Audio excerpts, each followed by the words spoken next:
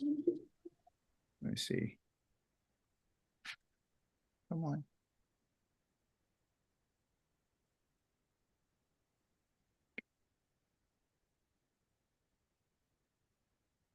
See if it's recording.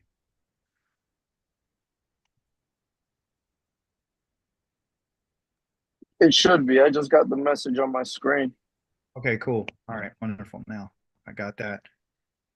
Now we can get to our lesson. Hallelujah.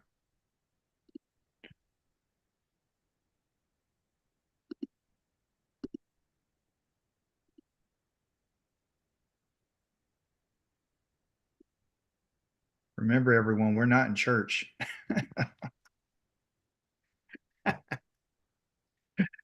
We are a people of learning. We're a people of cognitive abilities, right? Let me see here. Let me get myself off the screen. I don't want no distractions. There you go. Share my screen. Here we go.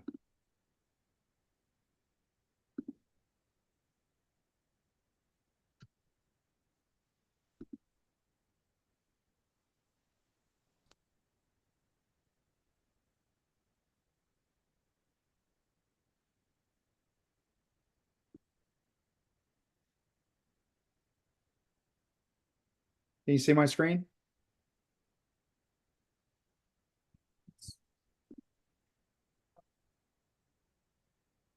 Oribanyo, can you see it? Yes, yes. Okay. All right, everyone. So this final Torah portion in the book of Genesis, which we call Bereshit, is titled "And He Lived." Okay. There's a Hebrew word for it called Wahi, and basically what that means is that he lived. If you notice, I have these arrows going in a circular motion. I really like this type of diagram. You know, it pretty much lets us know and keeps us reminded of the fact that we're on cycles. So I really particularly like this in particular style of presentation. The idea behind us learning is that we want to be able to make sure that we survive, right? You want to know how to live so you can continue to live. I'm opening up this in particular teaching with this idea that I found in the book of Psalms this week in Psalms 34, chapter 34, verse 11 through 12, that says, "Come, children, listen to me, and I will teach you the fear of Yahweh. And which of you takes pleasure in living?" Right? That's just a question for us. "And who wants a long life and see good things?" This is a secret that a lot of people don't know. We just kind of gloss right over it. Yeah, I'll call you back. I need to get out of here. I mean, finish doing. Rifqat, put your device on me for me, please. Thank you. Goodbye. Let's see. Rifqat, Sure. mute her. Okay. So yes, so what we have here is this idea of wanting to learn how to live and what is it going to take for us to continue to live. Now, are we going to live a long time? Are we going to live 147 years? Are we going to live 110? What's the span of our life? We don't know. We don't know that, but I think this has more to do with this idea of continuing to live. As I told you, I hope I didn't scare anyone last week when I told you that you've been here before. We've been here before. Our life cycles, we're just in life cycles. And so the Most High has been very patient with us. And he's, trying to figure out which one of you guys want to continue to live. So Torah is the recipe. And part of the Torah is learning how to fear the Most High. And that only happens through teaching. Okay. So it says, "Come, children, listen to me, and I will teach you the fear of Yahweh." Because if you learn the fear of Yahweh, then you're going to have a pleasurable life and you're actually going to have a long life. Okay. And you're going to see some good things. I point directly to this word "come" because that's a command used by this word laku that you see right here in Hebrew on the bottom of your screen. And it lets us know that how is he asking us to come? The way that he's asking us to come is through this lament. You're going to be led there. The lamed means to learn. Okay. So it's all hand in hand. It's learning. It has to do with authority. It has to do with all of us coming to him. Right. So this banim here is both male and female. We're Yahweh's children. And so King Dawid is telling us how we can live. How can we extend our lives? And how could we live the best life that we possibly can? And I think that's what this Torah portion is literally about. It's about this, but it's also about some other things that I want to share with you. But how do we live is important, right? And how do we get there is very important.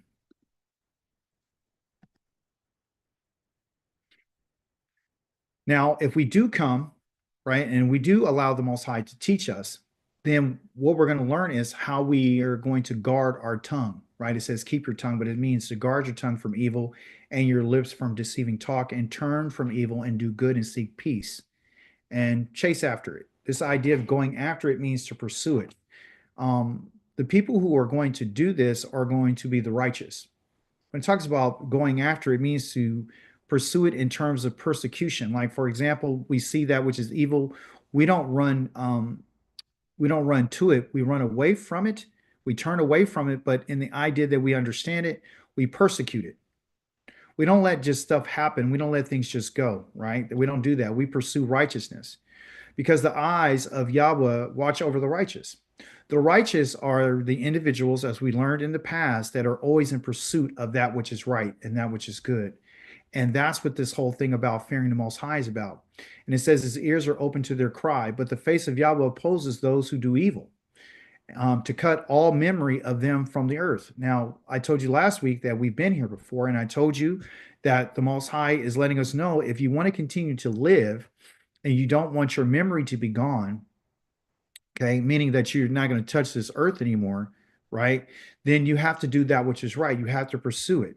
Now, when mankind decided to turn from the Most High and eat of the tree of knowledge of good and evil, he and she became aware of the fact that they were going to die, right? And this is a fear that they have, is that if I pass away, then that's it for me. And if I don't believe in another God, then I'm going to go to hell, and so forth and so on.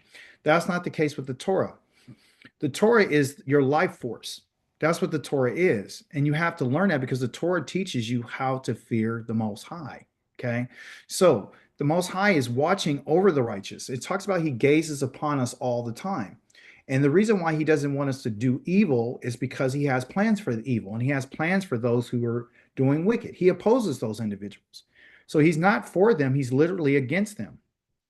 And he says he's going to wipe all memory of them from the earth. He's going to eradicate them because they really don't, they're not functional. So when we talk about that which is evil, we're talking about that which is dysfunctional, and this which is causing disharmony in the earth, okay, in the earth in which he is created. So we want to take a deeper dive into this idea of he lived. And the he here we're talking about is Yaakov. We're talking about our ancestor, and we're talking about the life that he lived, right? Which is the life that you and I must understand, because what it is, it's a forecast about all the different things that you and I are going to go through as his descendants. He lived a contentious life that began in the womb with his brother, right? Before he was even born, he was wrestling inside of his mother, Rivkah. When he got out, he had some contention with his brother. He took his birthright. He had a lot of problems with that. His brother even wanted to unalive him, to kill him at one point. When in his life, he experienced servitude. He went and he experienced servitude through his uncle, who lied to him, which caused a lot of disharmony and contention in his life. And he did that for a wife, and he thought he was getting one wife. He ended up getting 4 wives. That wasn't his intent, but he went through a life of servitude. That's what he had in his life. After his servitude, he experienced pain, and he experienced sorrow by the loss of his son, where his sons lied to him because of their hatred and their jealousy for their brother, and they caused a real deep wound inside of him. Okay, his daughter was raped. His oldest son, betrayed him and had sexual relations with one of his wives. His other 2 sons, Simeon and Levi, they decided that they want to go off and kill everybody in a village in Shechem, and cause all the inhabitants around them to want to unalive him and his whole entire family, right? So he had a lot of pain. He had a lot of sorrow. He actually lost his wife. He lost Rachel. He actually lost Leah. So he's had some losses. He lost his father. He lost his mother. I mean, this just goes on and on and on. Also, too, part of his life was this idea of provision and protection, which means, like in the last few weeks, we were talking about what was going on in the famine and how the Most High has been looking over him or watching out for him and taking care of him and his family from the inception of him, having an experience with the Most High at Peniel, or what you would call the land of Uz, or Luz, excuse me. So he did have this provision and his protection, and also too, he was not only a father, but he was a husband. He was a master. He was all these different, he had all these different hats and all these different roles that he played. And finally, we understand that he, in his life, had this mercy and compassion that the Most High had showed him and is very favorable to him. So, this is what you would call his cycle of life, which is contention, servitude, pain, sorrow, provision, and protection. And then, of course, last but least, is the mercy and the compassion by him being able to see his son again, be able to see his grandchildren, be able to survive the famine, and all these sorts of things. Okay, so this is what we should expect. This is what we should expect in our lives. This is pretty much the cycle that we're going to go through. You might ask yourself, well, where am I right now? Well, first of all, there was a lot of contention with us in the Most High. Secondly, we ended up going into servitude. Third, when we got here and our places that he scattered us, we experienced our pain and sorrow. And now we're seeing that Yah's doing his provision and his protection. And he's doing this through the Torah. And finally, we're going to receive the mercy and the compassion of the Most High. All praise be to Yahweh. Is someone trying to get in? Oh no, I don't see anybody, sweetie. I don't see anyone trying to get in, but if they are, just let me know. So it's about his life. As you can see right here in the Hebrew, it's called Wahi. Okay, so the Wahi has to do with life, and life is that Kai. And that Kai is how we move. How do we move in this realm that we're in? And in his life, in Jacob's life, in Yaakov's life, we're going to talk about a few different areas. We're going to talk about his conveyance, right? He has a conveyance that he has to make. We're going to talk about the guidance. We're going to talk about the leadership, the counsel, and of course, last but least, the oversight. These are the 5 areas in which we're going to deal with today: conveyance, guidance, leadership, counsel, and oversight. That was all part of his life. And especially in this Torah portion, we're going to look a little bit more into detail about what does this really mean. Okay. Let's begin with the conveyance. What he was trying to convey, everyone, was about control over the family. In your Haftarah portion, it was talking about conveyance of the kingdom, that David was going to convey control over the kingdom to his son.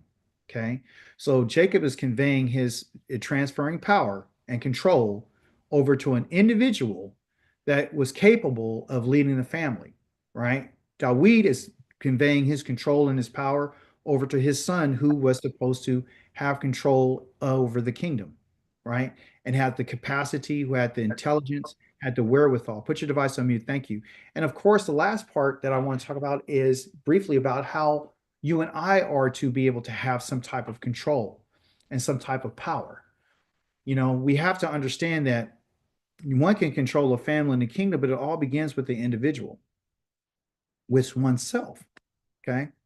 So how do we do this, right? What's going to happen?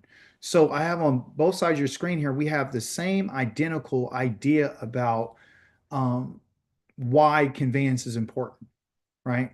So it said the time came for Israel was approaching his death, and he called for his son Yosef and said to him.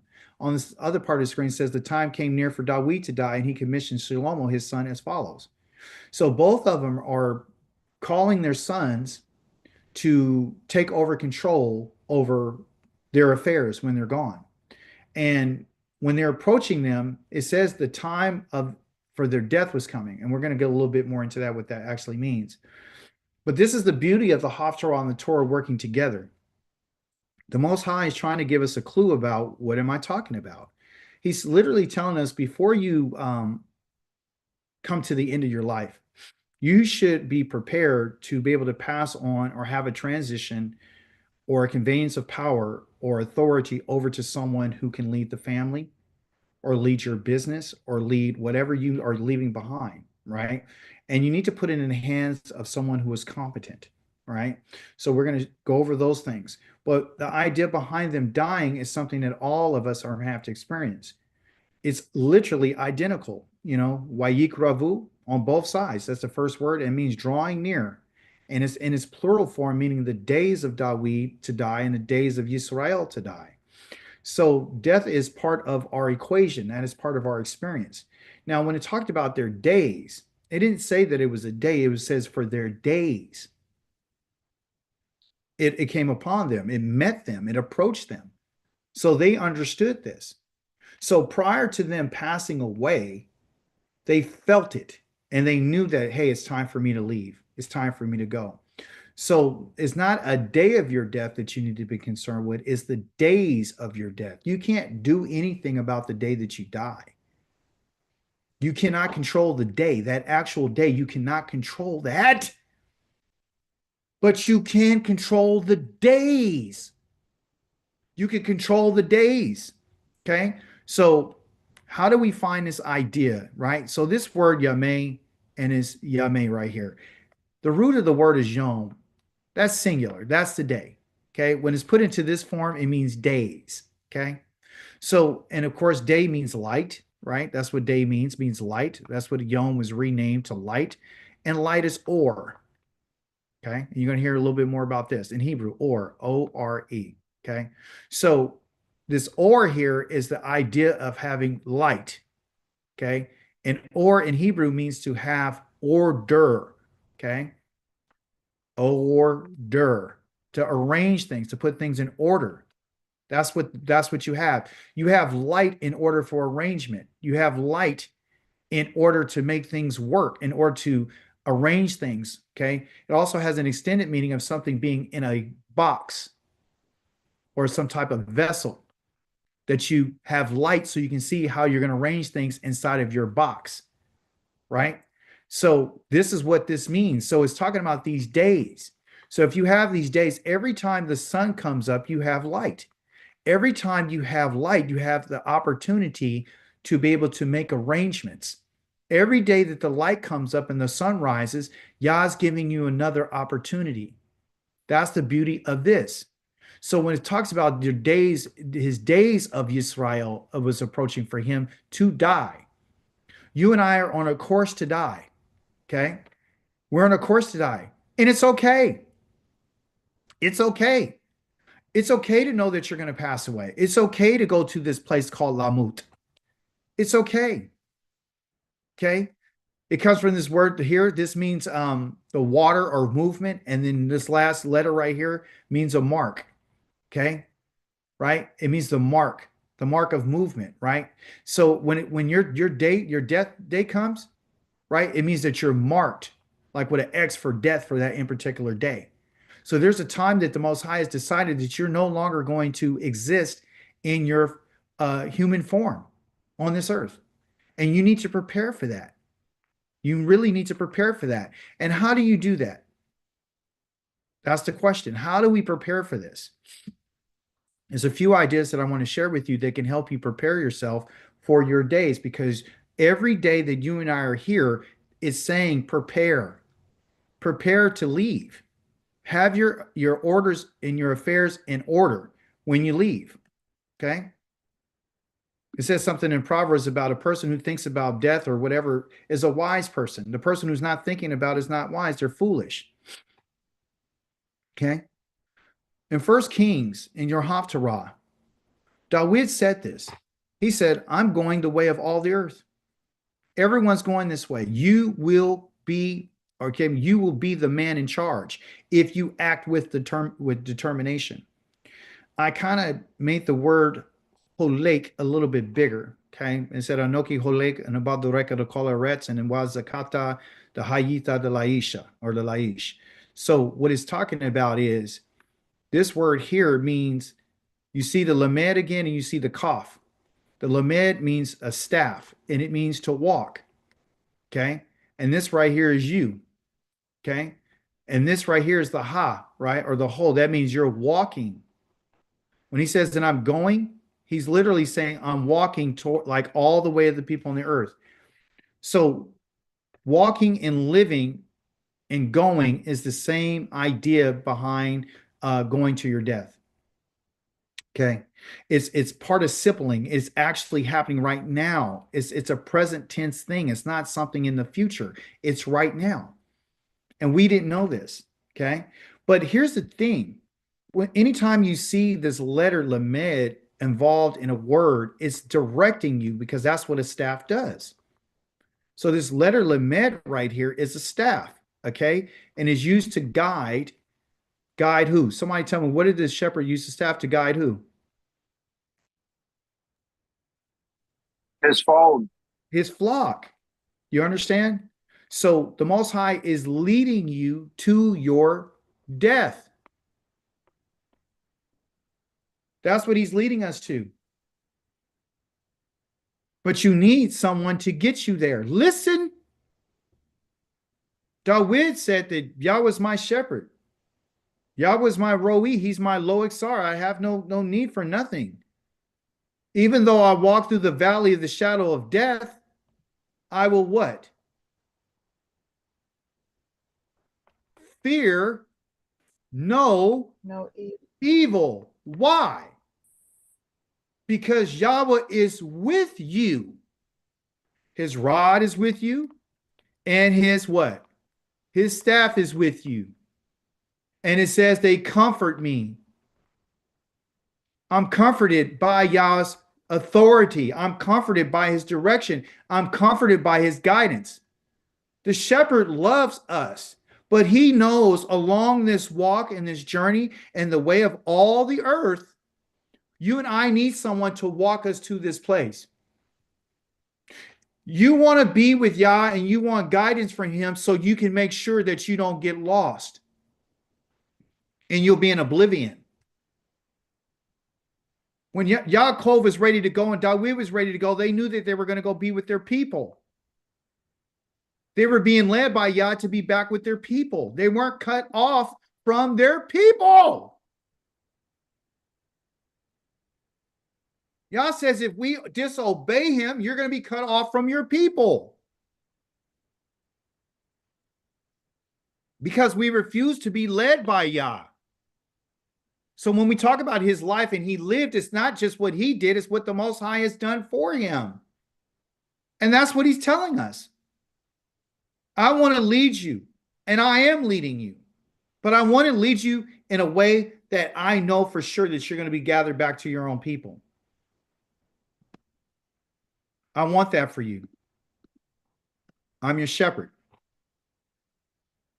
David wanted to know, he wanted Yah to help him grasp the idea of what his end was going to be. Just like you and I, we want to know, what is it going to be? What's my end? What it means that my days, not my day, my days are numbered. They're numbered. There's a certain amount that you're going to get, and that's it. That's it. That's all you're going to get. Some of us might get 50 years. Some of us might get 75. Some might get 78. Some might get 100. Well, what matters is not how many you get. It's how you live them and how you spent your time and was the Most High leading you. David wanted to know. He wanted Yah to help him understand that he's a transient creature, meaning he has no permanence here. He wanted him to understand that I'm just a creature. I'm like everything else. I mean, all through the Psalms, it talks about how you and I are going to die just like an animal dies. Sometimes they die because predators and they get wounded.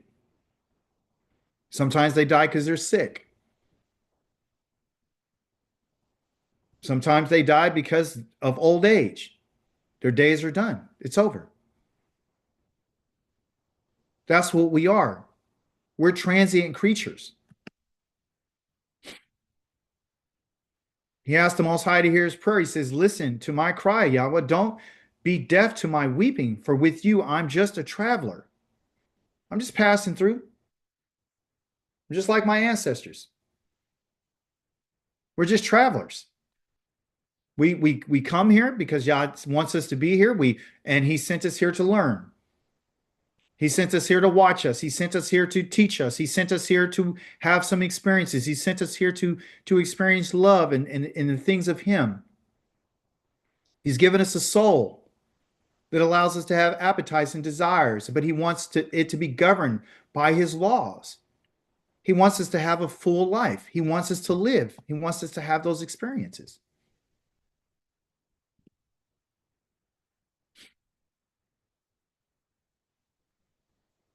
Leadership is a choice that has to be made.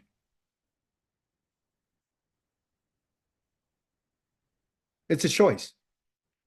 And Jacob, Yaakov, I use both Hebrew and English just so that people don't know who I'm talking about. He had to make a choice. Because now that he's lived his life and he understands things, he got to make a choice about who's going to be the leader, or who's going to take over the leadership role. He had 12 sons. 2 of them were his firstborns, Reuben and Yosef. They were his firstborns from his 2 wives. The other sons were born of his, what they would say, his other wives, but they were considered to be slave girls. So they didn't have any rights to take as a leader. Because Dan was the firstborn of Bilhah, and Issachar was the firstborn of Ziplah. Ziplah was Jacob's wife through Leah. You know, she gave her maidservant to him, and he had Issachar. She, had some sons by him. Okay, by her.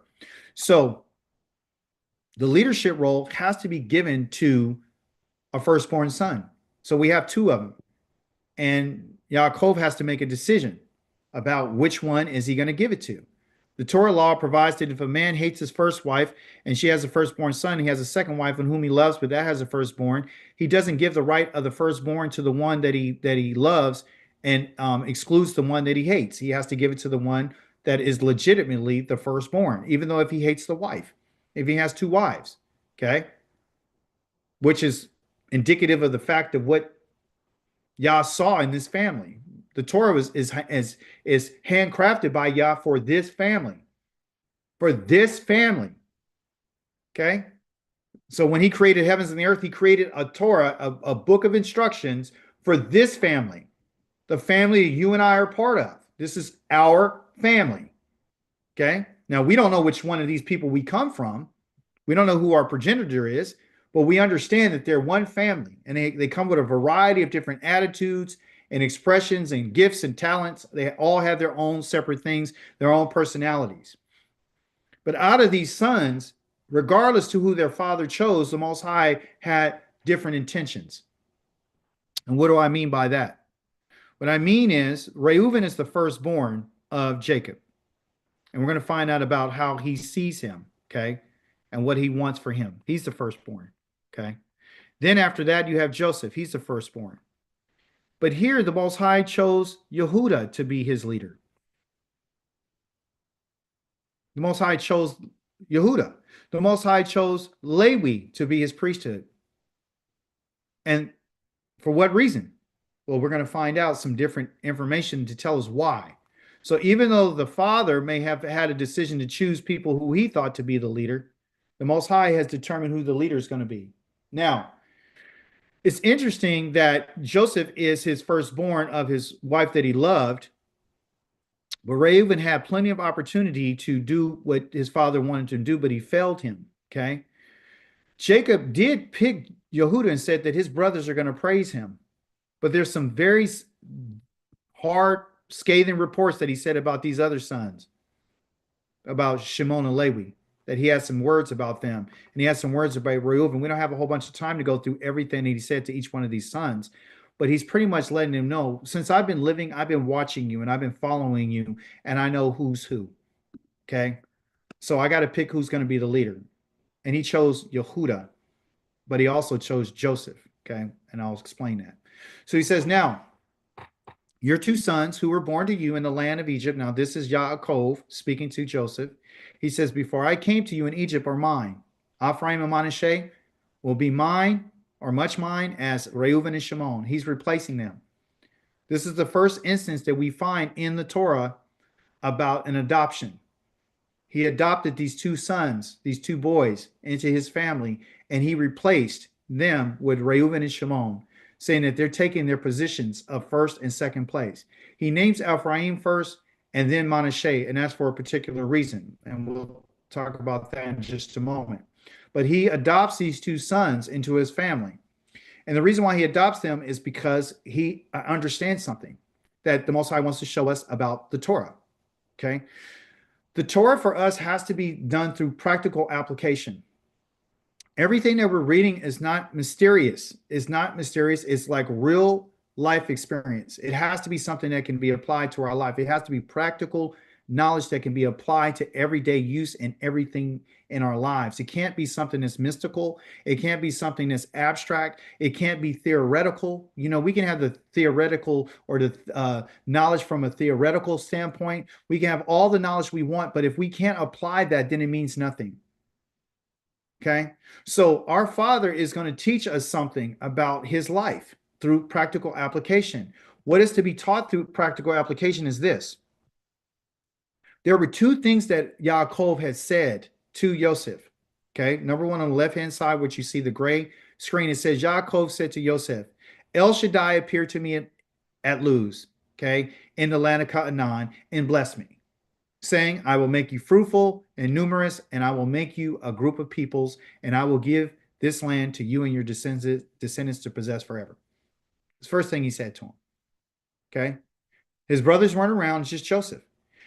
And then he says this, now as far as for me, when I came from Padan, Rachel died, talking to Joseph, talking about how his mother died suddenly as we were traveling through the land of Canaan while we were still distant from Ephratah. And so I buried her there on the way to Ephratah, also known as Bethlehem. Okay. Both of those two places. Bethlehem, you know, the land of Luz, right? And he says El Shaddai.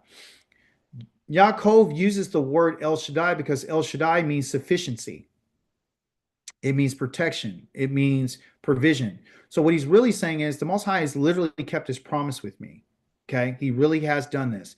While in my life, I said, oh, you would be my Elohim if you provide me with food and you provide me with clothing. That's what he said. And you protect me. And he did. The Most High did everything he said he was going to do for him in his life. Okay. But there's a reason why he's saying or bringing up these two examples to his son. And the reason for this is because he's letting him know, which he wants us to know, about this idea of being fruitful. Let me put it in a different color.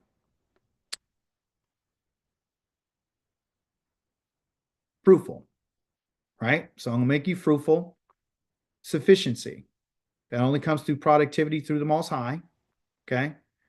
Here it is. Numerous. Key words, right?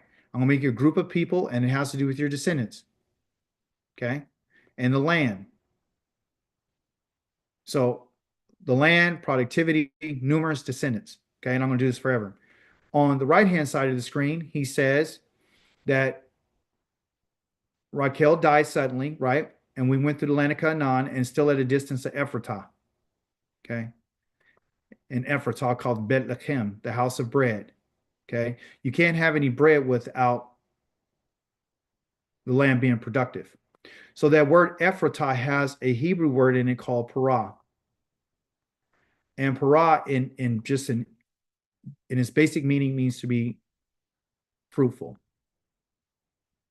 Okay. So practical application. So, which comes from the word peri. And peri means fruit. Okay. Parah means to be fruitful, but peri means fruit, like, you know, Dom Perignon, which is a wine. It's a fruit, right? So, or the word pear. That's a fruit. Okay. So when he mentions these two things, he's literally telling his son that, guess what? I'm about to make a decision about who I'm going to put the blessing on. And the reason why I'm making this decision right here is because the Most High has revealed to him through his life, okay, that what he needed to do at the end of his life, what decision he needed to make at the end of his life. And the decision that he made at the end of his life was to choose one of his sons to be the one that he's going to lay his name upon, Israel, right? To make it known who the son is, right? So what he did was Yisrael put out his right hand and he laid it on the head of the younger one, Ephraim. And then he put his left hand on the head of Manasseh. He intentionally crossed his hands, even though Manasseh was the firstborn. So he's overlooking the firstborn. And of course, I don't have it here, but it says Joseph was very unhappy when he saw this, right? He was very unhappy when he saw this because theoretically or technically, Manasseh is supposed to be the one who's supposed to receive the blessing, right? Culturally, he's supposed to be the one. Just from tradition, he's supposed to be the one. This is the way they were doing business. This is the way that everyone moved. But this is something by Yah's intent. Yah's intentions are always, they're very practical application. Case in point, when the Most High gives us the Torah, he's not giving us the Torah so we can just be spiritual people. He's giving us the Torah so we can learn how to apply it to our lives, so we can have the best life that we possibly can. So when he intentionally did this, he did this because he understood what needed to be done. He came to the conclusion at the end of his life that the Most High was showing him that, hey, you know what? I need the one who's going to be fruitful. He had a recognition. He realized that Ephraim, because Ephraim's name means to what? Somebody tell me.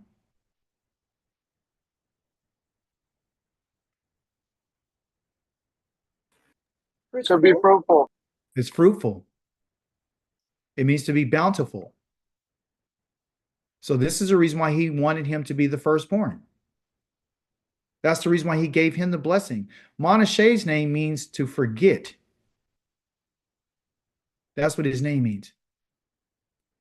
Joseph named Manasseh forget because he wanted to forget the sorrow and the pain of his family. He wanted to forget his family. He said, the Most High has caused me to forget my family. So now you see the hand of Yah, why he blessed Ephraim, because he wants him to be bountiful and he wants Israel to be fruitful, because Ephraim's surname is Yisrael. That's the name that was blessed and given to him by the Malach of Yahweh. See? So if he would have put his hands on Manasseh, then we would have been forgotten. The reason why the Most High told Israel to put his hands on Ephraim is because he's fruitful and he wants to continue to be fruitful. So what we understand is the blessing of Yah, the bountifulness of Yah, has to be something connected to someone that represents fruitfulness. And it means to continue to grow and continue to expound and continue to blossom, right? Not to forget. So there's power in these names. So when he saw and he knew what his name was, he's like, hey, Most High was El Shaddai, and he told me to be fruitful. So when he saw Ephraim, he understood then at the end of his life what this meant. Case in point, you and I are really not going to understand everything until we come into those days before we die. That's when you're going to understand everything. I remember my uncle told me this before he died. He had a big party at my cousin's house, his daughter's house. He had a big party, and he knew he was dying. He knew it. And he had the benefit of having all of his family there, his nephews and nieces and cousins and family, and and he told me, he said, you know what? He said, I'm gonna miss you. And I said, yeah. He said, but you know what? I failed you. And I said, what? He said, yeah, I failed you. I didn't do enough for you guys. I was like, what does that mean? I didn't understand it, but now I do. I do understand it, because when you come to that end, things become very clear to you, right? You know what it is. So here we're supposed to understand that everything that's going on in our lives is to bring us to a point where at the end of our lives, we'll fully understand. We'll be able to make moves and make decisions and determinations about who it is that we should leave things in their power. You don't want to leave something to someone in the hands of someone who's not going to be, who's not capable, and is not going to be faithful to it, and who's not going to be able to continue the family on in the right way, right? So Jacob is doing this. He gives the blessing onto Ephraim. He didn't give it to Yehuda. He gave it to Ephraim. That's what he did. Okay. And he said, Joseph, do you have any other children? Those children belong to you. So it's very possible that Joseph had other sons and daughters that are named under Ephraim and Manasseh. Okay. This idea of Sakal, this is a word that I want to introduce you to today. Okay. Which talks about wisdom, prudence, insight, and prosperity and success. When he switched his hands over, what he was doing is called Sakal. He was using wisdom. He was using this idea of careful consideration, which we understand as prudence, to be able to make the decisions, right? That he knows, like if I put my hands on Monashe, there's going to be some greater consequences. So he did not ignore what the experience he's had in his life. He didn't ignore them. They were all meaningful to him. So at the end of his days, he was able to recognize, oh, wait a minute, this is the one who Yahweh wants to have the blessing on. He didn't want it on Reuven, and I'm going to talk about him in a second. He didn't want it on Shimon, right? He says Yehuda's brothers are going to praise him. He did not even put it on any of his other sons. He blessed Ephraim. He didn't even put it on Manasseh. So what he's using wisdom and prudence, and he had great insight. And that's the reason why he crossed his hands, right? So what is life? What are your days supposed to give you? Your days are supposed to be days of Sakol. You're supposed to be gaining wisdom, prudence, and insight on your journey. So when it talks about teach me how to, and so I can grasp the understanding of what my days were supposed to be. Our days is supposed to be days of Sakol. Sakol, that's what you need. You need wisdom, prudence, and insight in order to make good decisions. So you don't make a decision that have some consequences that your family won't be able to bear, right? So the Sakol is also too, he understands prosperity and success. The prosperity is in the wealth and the things that we have obtained, but the success is being able to obtain the goal, right? So we all have to have a purpose behind our life.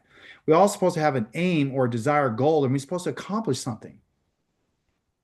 And you can't accomplish anything in your life without wisdom, prudence, and insight. Without this insight that our father Jacob had, or Yaakov, we would not be able to understand what the Most High is talking about today. Israel would have probably been done way before they were done. Not to say they didn't have any failings. It just means that it was his decision-making process on that day that was allowed us to continue as we are today. And that was all by Yahweh's hand. So Sakal is a big part of that. Okay. David told his son that he wanted him to observe the charge, or what they call the Mishmaret of Yahweh, meaning the charge, the commands of Yahweh, your Elohim, to go in his ways and keep his regulations, his mitzvot, which is the commandments, and his rulings, and which is his kukothai, and his testimonies, which is orowetheka, which is his words that he spoke, the 10 words in accordance with what is written in the Torah of Moshe, so that you will succeed in all that you do wherever you go. The only way that we can succeed is by following the Torah. Okay. Now, to give us a clear understanding of what the Torah is, because a lot of us just think, oh, well, the word Torah means instructions, and that's pretty much it. It doesn't mean law, it means instructions. It's true. Torah means to be pointed in a certain direction, right? That's what it means. That's what Torah means. Torah means to point, and it means to point the finger on where to go. So I'm going to point you where I want you to go. Okay. I'm going to point the finger. That's what it means. Hey, you go this way. Okay. I'm pointing a finger. Go that way. Right. But it also means, of course, like we just said, instructions. I'm going to point you in a way to go, in a direction. So we got Torah, right, which is instructions. And we have, out of this word Torah, you got your word Yara. And Yara means to fear. That's the same root word in here. Okay. Then we also have Morah. Like Torah, Morah. What's a Morah? It's a female teacher, instructor. She's not just a teacher, she's an instructor. That's a Morah. Then you have a Moreh, which comes from the idea of Yoreh, which is to point, which is a male instructor. Okay? A teacher, right? So the Torah is about teaching. That's what it's about.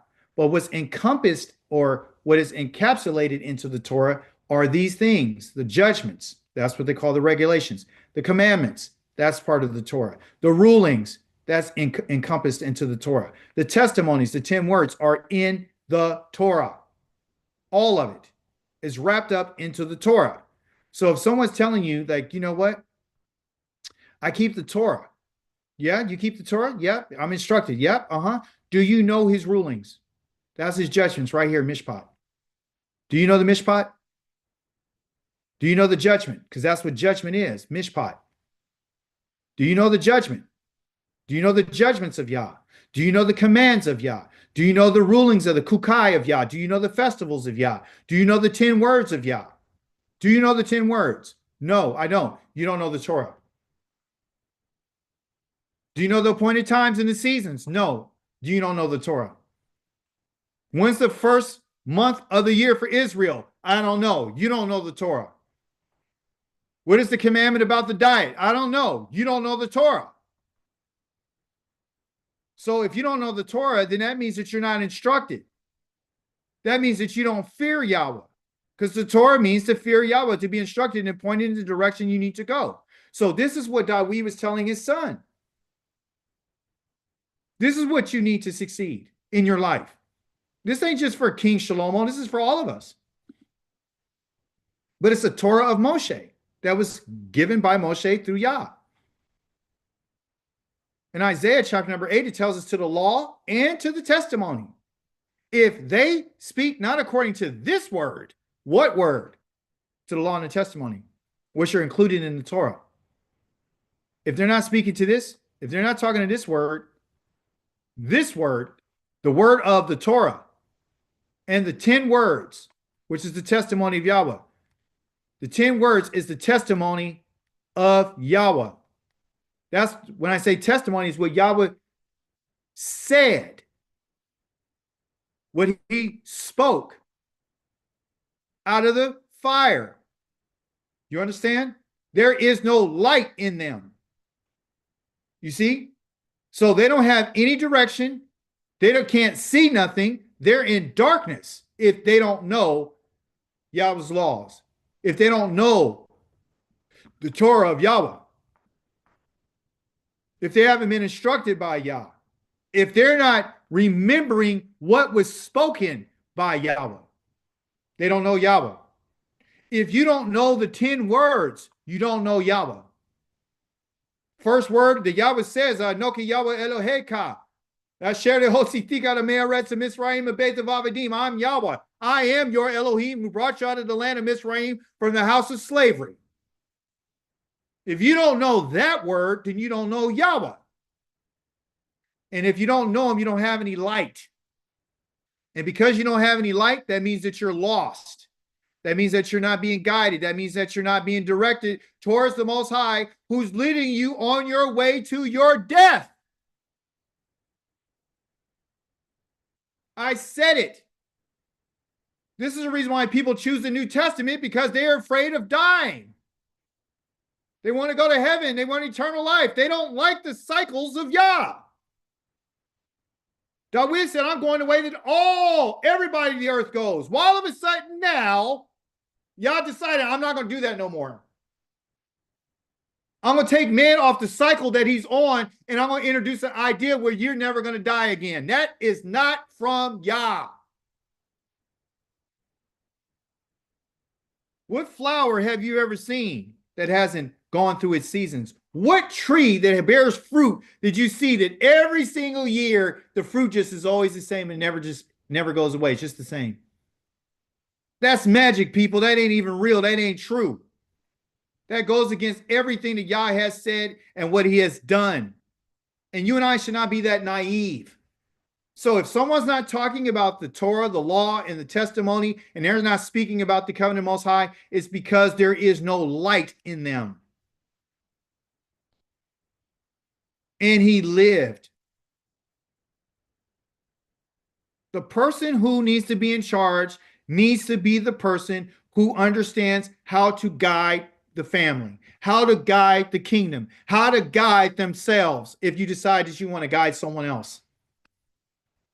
Guidance is a big part of it.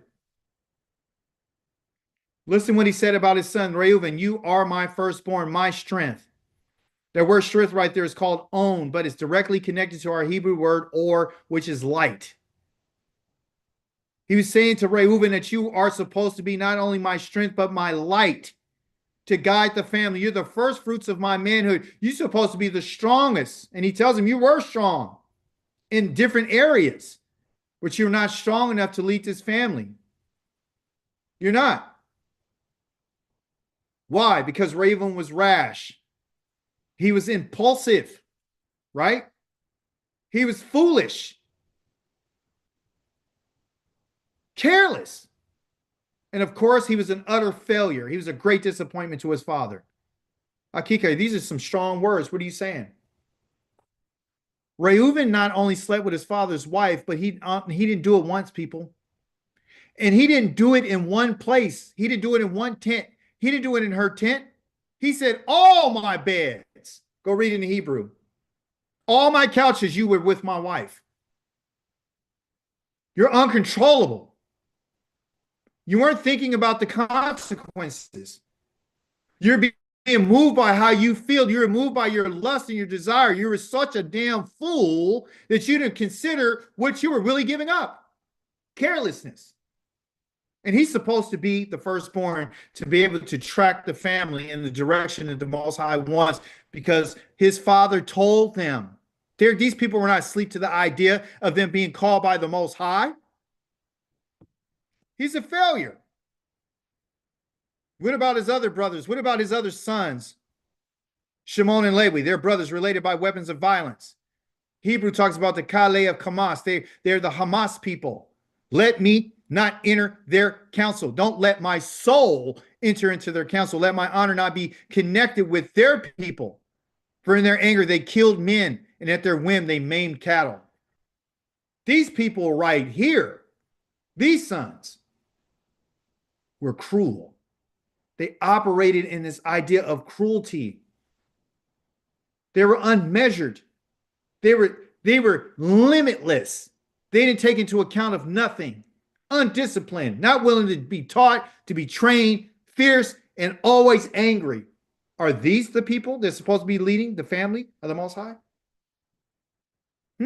Shimon and Levi, they can't be together. Even in the land, he said, when you go into the land. So when their father's telling them, everyone, in chapter number 50, about all these different things about his sons, he's letting them know how they're going to be living in the promise that the Most High promised them, their land. That's what he's telling them, where they're going to live, who they're going to live next to, and how they're going to live, and what are going to be the benefits, and what are some of the dangers that they're faced as a family and as a people. So these two individuals can never be together. So what the Most High has done is he separated them. He separated Levi. But the Most High has turned around and called Levi to be his priest to teach the Torah because of these things here. Yahweh says, I'm going to take all these super bad things that they're about, and I'm going to take that fierceness that they have, and I'm going to put it on their son Pinchas. And what Pinchas is going to do is when he sees something that's out of pocket, it's already in him. He has fierce anger, and he's going to kill both those people for me, and I'm going to give him a covenant. Y'all saw it. Why does the Most High want Levi? He wants him because he's unmeasured. I mean, he's limitless. He'll go all the way. When it's time for the Most High to destroy people, who's on Yahweh's side? The whole family of Levi went on Yahweh's side and put their swords on their sides and went out through the camp and killed the people that they killed. Why? Because it's in them. So Yah's using that inside of them in order to use them now for him. You understand? So it's about them being used, about them not acknowledging their mother and their father, like it says in the book of Deuteronomy, that they didn't, because you do not recognize your mother and father when you're in service to the Most High. So the Most High is letting us know, I can turn around and have a person like this, and I can turn around and use the evil that they're doing to turn into good for my benefit. And he did. What else do we learn about Wahi? He lived and he lived. What about it? He understood, the father understood that he had to make a final decision. Who is it that is literally going to lead this family? Yes, I blessed Ephraim. I blessed him. I gave him the blessing because he's going to be fruitful. I gave him the blessing because he's going to be fruitful. So it can establish the people to grow, because that's what blessing is. It's about multiplicity. Okay. The final decision is this. I need someone that is going to be superior. Someone who's going to be courageous. It's going to have some bravery. Someone who's very majestic and noble in their character. Someone who actually can exercise restraint when in the face of adversity or difficulty. And someone who's going to bring stability to the family. And that person is Yehuda. This is the reason why. This is the one that Yah chose. This is the one that his father said, your brothers are going to praise you. They're all going to bow down to you. Why? Because he's superior. He's superior in his character. He's courageous. He was able to go up into his brother, even though he didn't know he was his brother, and say, listen, make me the slave. Don't put everyone else in there. What else? What else? Why was he kingly? Because he understood he had the right words to say. He had some restraint about himself. And he brought back stability to the family. When his father was like, hey, go get the food, he's like, no, we can't do it. Reuben says, I promise, you could kill both my kids. Judah didn't say that. Reuben said that. He's reckless. And he's rash in his thinking. He's not even thinking about the consequences. What a fool. But Yehuda's different. You see? So he's going to bring stability to the family. And the Most High is going to use that man and use that family to bring stability back to the nation. Okay? And he lived how? We have to live just like he did through the idea of counsel. Counsel is a big part of this. Okay?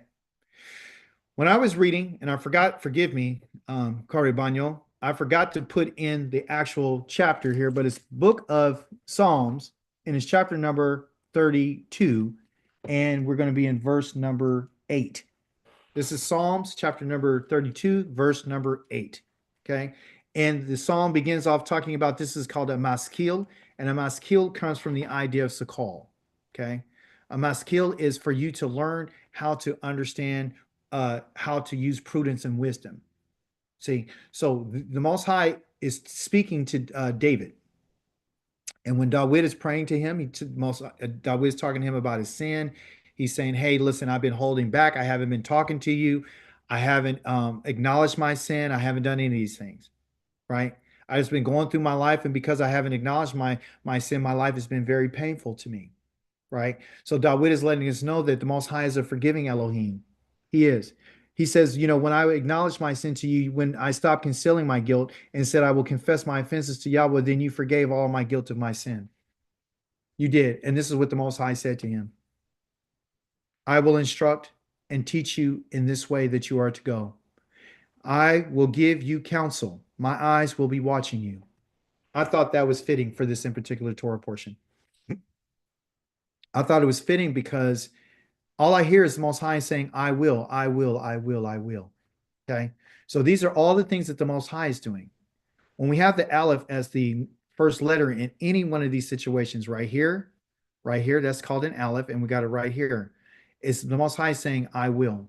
That means I will. Anytime an Aleph is put on the front of any verb, it means I will. It's future tense. It's future tense. Okay. So when he says, I will instruct you, right? I will instruct and teach you. Okay. These are two different words that he's using right here. Instruct and teach. Well, I thought you said teaching and instruction are literally the same thing. Yes, but there's two different ideas behind how you do such a thing. Okay. Instruction and teaching are different. All right. So the first thing that I want to show you is that in our word to instruct, he uses the word here.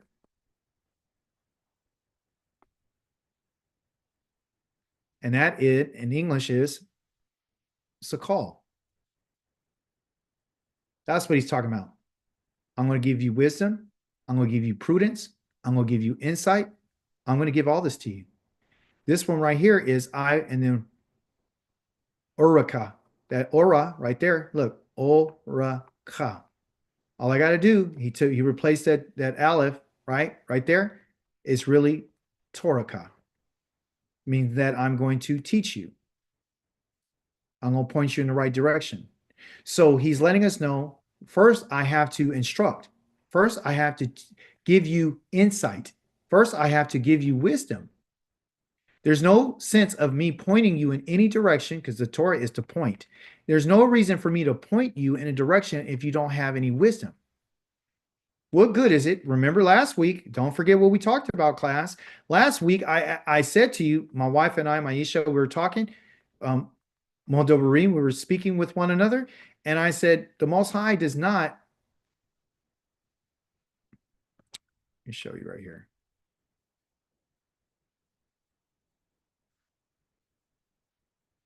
The Most High doesn't send an ox out there to go walk on its own without giving some instruction first. He doesn't do it. He's not going to do it. He's not going to waste your time or his. He's not going to sit you out there and say, okay, now I'm going to point you. Go that way, ox.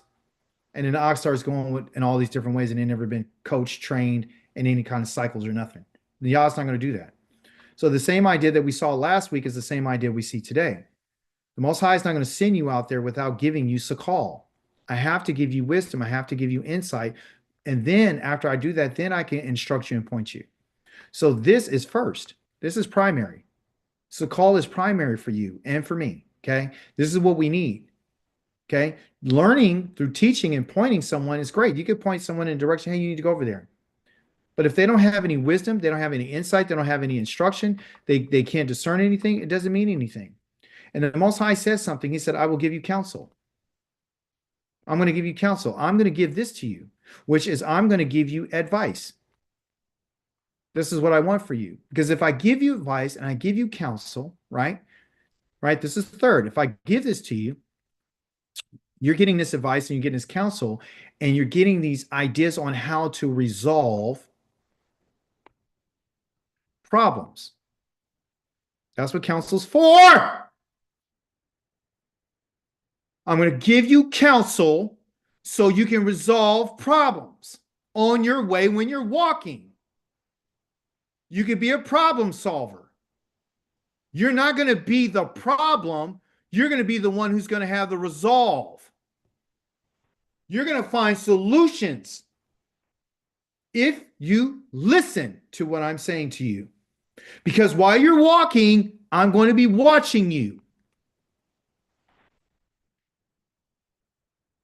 Y'all's not sending us out here aimlessly to do something without his counsel, without his instruction, without the sakal, and without the wisdom, the knowledge, and understanding. We're putting the cart before the horse. This is the reason why Reuven was not selected, or his brothers, because these individuals were not the type of people that were willing to take the sakal. They were reckless. They were unrestrained. They were unmeasured. They were cruel. You can't have people like that in leadership. You can't. They have to have the right type of mind. The Most High told us, don't be like a horse or a mule that has no understanding. That has to be curbed with a bit or a bridle, or else it won't come near you. I said, what does this mean, Yah? What does this mean? Well, when you think about a horse, what's the first thing you think about? Well, you think about a horse, it's just literally like it's restless. And because it's restless, I have to curb it. I have to put a harness on it. I have to bridle it. I got to restrain it. Because if I don't restrain it, it has a lot of power. It's going to use its power and its restlessness to do what it wants to do and to go where it wants to go. Well, yeah, what about, and it's fast, it's quick to move. What about a mule? Why would you mention a mule? I thought mules were able to bear burdens. They were good. They were reliable. They were dependable. Yes, they are. But you got to understand that they're what they call a hybrid. They're a hybrid between a horse and a donkey. You understand? So because they're hybrids, they're a horse and a donkey, that means that they're divided. There's a separation, it's called a pered. And in Hebrew, a pered means to be divided. They're divided. The Most High is saying, don't be this restless one with me. Don't be divided in your mind with me. Don't be. Because when I'm walking with you, I don't want to have to keep putting you under restraints. I want to be able just to speak to you and you do what I tell you to do. By the way, the curb and the bit and the bridle is not there for comfort. This actually hurts the horse. It hurts it. It hurts the mule. When they put that bit in their mouth and they're locking down on their teeth. That's how they're doing it. He has to hurt them in order for them to move in the direction that I'm telling you to go. Because they don't have any understanding. So if they don't have any understanding, they're lacking sakal. They don't have any discernment. This is not the relationship that Yah wants with us. Yah's not interested in the speed or the strength of a horse or the legs of a man. He wants to know if we fear him, if we're willing to be taught, have to have this insight. We have to have this discernment in order to walk with our Creator. He's not interested in having a relationship with us like you have with a horse or a mule. I got to keep grabbing. I got to keep trying to pull it back. I got to keep it under control. And if I don't yank on it, then it's not going to do what I tell it. It's not going to go where I say. He doesn't want that. He wants to be able to speak to us and for us to come to him. So what is he telling us? You're going to have Sakal. You are going to have wisdom. You're going to have insight if you want to be with me. You got to have this. You got to have it. You got to ask questions. You have to give everything careful consideration. You have to consider consequences before you make moves. You got to be able to have some way to look in the future to say, if I do this, what's going to happen? Insight. Play it out. What could possibly happen? Look at all the possibilities. Look at it. A result of having this will give you prosperity and success. You'll be able to attain and accomplish your goals. But if you don't have it, then you shouldn't even be walking with the Most High. You shouldn't even be learning nothing if you don't want this. Yahweh looks out from heaven. Yes, he does. And he sees every human being. That's me and you. And from the place where he lives, because he lives, he sits, he has a dwelling place. He's watching everyone living on earth. Even those who are still laying in their beds right now. I'm watching you. He's who has fashioned the hearts of all of them. And he understands all they do. And because of this, is he giving us excuses to do what we want to do? No. When it talks about fashioning the hearts of them, all, he's talking about a yakad, meaning there's a unified way that human beings move. We have so much more in common than we do that separates us, like what's her name says. We all want success. We all want to prosper. We all want to live. We all want to eat. We all want to thrive, but it depends on what it is that we're looking to be successful in and how do we get there. We're all learning something, either righteousness or wickedness. We're all walking somewhere, either on the path that Yah says or on our own path. Yah knows, and he's watching us. Yah's eye is over those who fear him, over those who wait for his grace to rescue them from death and keep them alive in famine, like he did our father. These words of Ha Elohim Anoki Yahweh is what I gave to us a few weeks ago. And I told you, hey, read it every day, 7 times a day. I want you to get this into your soul. I want you to understand that Yah is watching us. And especially those of us who are fearing him. If you fear Yahweh, if you're being directed by him, if you have this Yahweh, then the Most High is going to watch over you. For what? For good. For Sakal.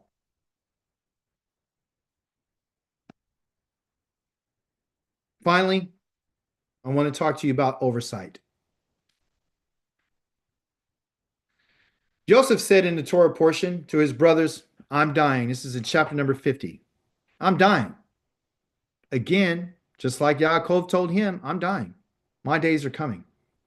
But Elohim will surely remember you and bring you out of this land to the land which he swore to Abraham, Yitzchak, and Yaakov. Then Yosef took an oath from the sons of Israel. Elohim will surely remember you, and you are to carry my bones up from here. This word that I have italicized is surely and remember. The word there is not to remember. It's not Hebrew for Zakor. It's not a memorial. It's called Baquad. And Baquad means to visit. He wasn't telling him Yah's going to remember you. He's telling him Yah's going to visit you. In the context of Baquad, it could mean to arrange something like militarily when they would have military armies and they would come together, they have to do a pequod. They would have to muster up the troops. They'd have to arrange them. They have to count them. They had to do an accounting. Who's here? Who's not? Who's in squad such and such? Where's the commander? Where's this? Where's that? And they had to find out when they did their accounting whether or not there was deficiencies. And if there's deficiencies, then of course, then there's going to be punishment. This means that Yahweh is holding responsible individuals that he comes and visits. I did not put in here, which is the fourth word of the Torah, or excuse me, of your covenant, where the Most High says that I'm visiting the iniquity of the fathers upon the children, the third and fourth generations of those who are loving me and keeping my commandments. I didn't put that in here, but it is. He's visiting. Why is Yah visiting? Because he's interested in setting everything in order. It's about arranging us and to give and for us to be brought into account to find out where we've been deficient. Because once we're deficient, it means that you're going to be punished. You're going to be punished, people, if you do not do what you're supposed to do, period. That's the way it works here. Moreover, you are aware of what Yoav, the son of Zeruiah, did to me. Now, this is Dawid talking about in your Haftarah, finding the connection. Why is this mentioned? Because this is an accounting, okay? So Dawid, give you a little context before I read it. Dawid is giving a little bit of, he's giving a history about these individuals that did him wrong. And he's talking to his son like, hey, these are the people you need to handle, okay? Which means I need to bring them into account for what they did, okay? So moreover, you are aware of what Yoav, the son of Zeruiah, did to me. And by the way, Zeruiah is David's sister, okay? This is his nephew. That is what he did to the two commanders of the armies of Israel, Abner, the son of Ner, and Amasa, the son of Yeter. He killed them, shedding the blood of war in peacetime, putting the blood of war on the belt around his waist and his shoes on his feet. Therefore, act according to your wisdom and don't let his gray head go down to the grave in peace. Now, if you read the story, you know that he ended up unaliving him. He did.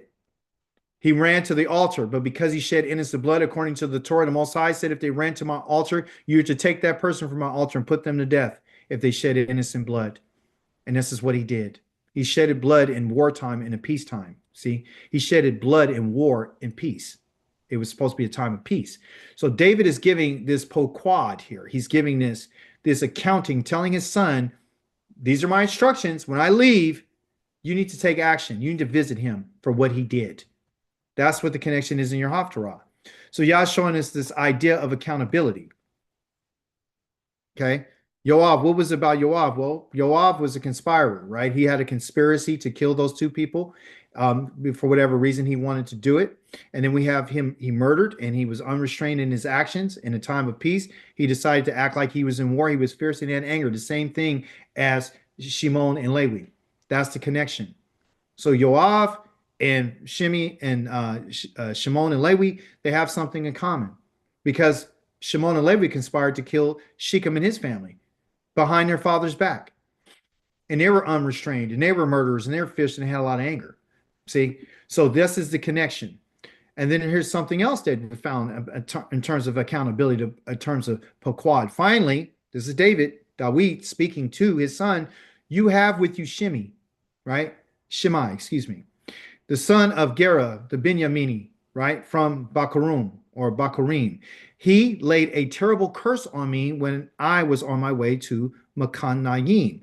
But he came down to meet me at the Yarden. So I swore to him by Yahweh that I would not have him put to death with the sword. Now, however, you should not let him go unpunished. You're a wise man, and you will know what you should do to him. You will bring his gray head down to the grave with blood. Dawid is putting a hit on people before he leaves because he wants them to be punished. They're not going to go unpunished. So what the Most High is communicating to us, whatever it is that you and I are doing, you will be punished. Shimei, to give you a little context, is found in 2 Samuel, and I believe chapter number 16, if I'm not mistaken. I might be mistaken on that. But he was cursing David. He was throwing rocks at David.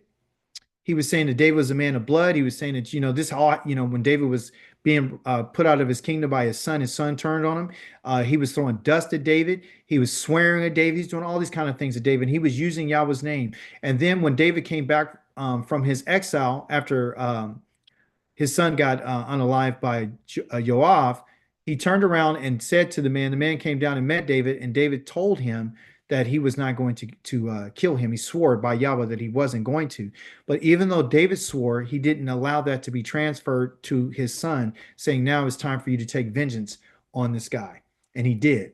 Okay. The idea behind this is to make the connection between the Torah and between the Haftarah. And you see that the Most High has given us the idea that whatever you do, you're going to be brought into account. When Yaakov was talking to his sons, he was bringing them to account. He was giving a scathing report about their actions, especially the ones who were doing offensive things and have really harmed him and harmed his family.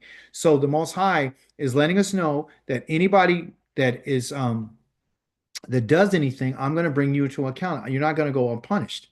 Okay. What was it about Shimei? Well, Shimei, he was cursed. He's cursed David. He cursed David with his mouth. He mocked him. He scorned him. He was impulsive with his speech. He was very arrogant at that time. And also, too, he was very disrespectful to the king. So he actually lost sight of who he was talking to. So the Most High is letting us know through these different ways that this man was speaking, and through these different actions of Joab, the different actions of Reuven, and all these different people, we should understand what we read from the beginning. Let me teach you on how to live, how to keep your mouth from evil, how to turn yourself from evil through all these actions, these things that were spoken, through these things that were done. Okay. And it's done through the mouth. It's done through the mouth, right? So that's what the Most High is showing us. Again, Paquad is to visit. It is to arrange. Got to make something happen. It's to bring people into account. It's to find out where they're deficient, right? And then we're going to bring punishment. So our deficiencies can be found in the things that we say and in the things that we do. And the Most High is going to bring us into account. Okay? He's going to bring us into account for that.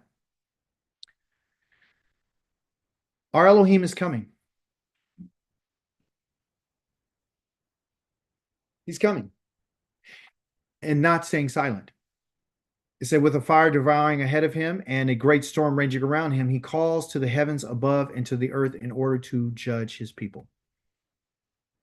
That right there is the Paquad. Yah's coming. He's coming to visit us, just like he did when we were in Mitzrayim, just like we were in Egypt. He came and he visited us. And the reason why we know that he's coming, everyone, is because he's revealed his name to us like he did to them when they were in their slavery. Not when they were in exile, when they were in their slavery. Okay. So yeah, we're exiled, but we went into slavery. See, so him revealing his name to them is a key indicator that he's about to visit. The visitation of the Most High is coming. And the reason why he's visiting the earth and not just one in particular location is because the children of Israel are scattered to all four corners of the earth. And he is the judge. And as you found in your Torah portion this week, Joseph's brothers were concerned. After their father died, he said, oh boy, you know, he might end up killing us. He might take vengeance on us for what we did to him. Joseph said, am I in the place of Elohim? Am I judge? Am I standing in his place? So the idea behind this is like, we need to prepare because the Most High is coming, and he's going to come to judge his people, right? To bring us into account for everything we have done. You read chapter number 50, you'll find that. Okay. Your Yahweh means to fear, as we went over. And this is how you fear Yah. You begin your process of fearing Yah by doing your Torah portion. This week, chapter number 1, verse number 1, all the way to I put chapter number 1, verse number 6. I'm sorry, it's reversed. It's chapter 6 to chapter 6. Boy, see what happens when you do stuff late at night. Chapter number 6, verse number 1. That's how fast that's how far you're going to go. Okay. You're going to go to chapter number 6. All right. So 6 and 1. 1 and 1 to 6 and 1. That's your Torah. All right. So you're going to read that. You're going to do that every single day. And that's the beginning of your process of fearing. That's pointing. Yah's pointing us into his direction. Okay, for Yahweh. The second part of Yahweh that you have, again, and you already know, is to do your Haftarah. It's going to be found in the book of Isaiah, chapter number 27, verse number 6, all the way to chapter number 28, verse number 13. And then you're going to do chapter number 29, verses number 22 through 20, verse number 23. Okay. Yahweh. Psalms will be chapters number 66 to chapter number 87. And I would say Shalom Aleichem to Mishpacha, meaning peace unto you, family. And Shavua Tov, which means have a great week. I do have a question. Give me a second. I'll be back with my question. Okay. So I'll leave this up here for just a moment. Anyone have any questions? Okay. Go ahead. Yeah, I'm sorry. So, I'm more. I want to know why Yaakov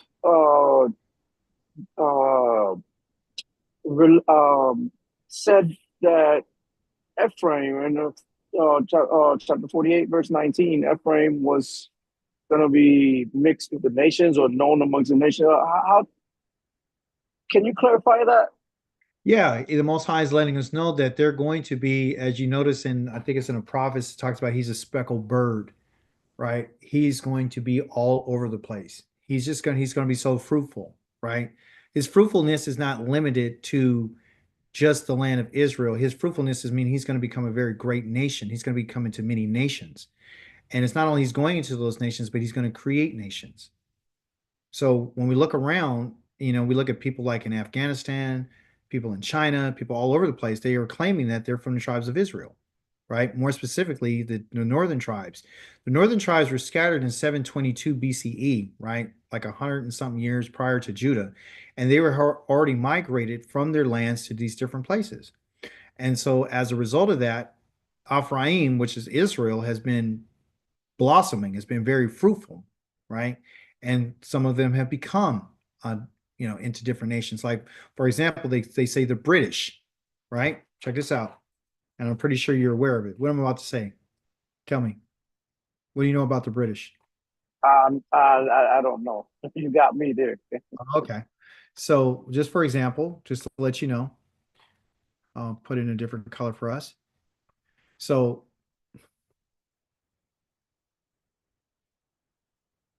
Yes, I know what you have. People of the covenant, the British. right? The Brit, yes. Right. So that word is broken up into two words, right? So you got the Brit and an Ish. Okay. The Brit is that means covenant. Okay. That's covenant. And the Ish right here is this. So the British is the people of covenant. The man, that's the Ish and the covenant. So the Brits are the men of covenant.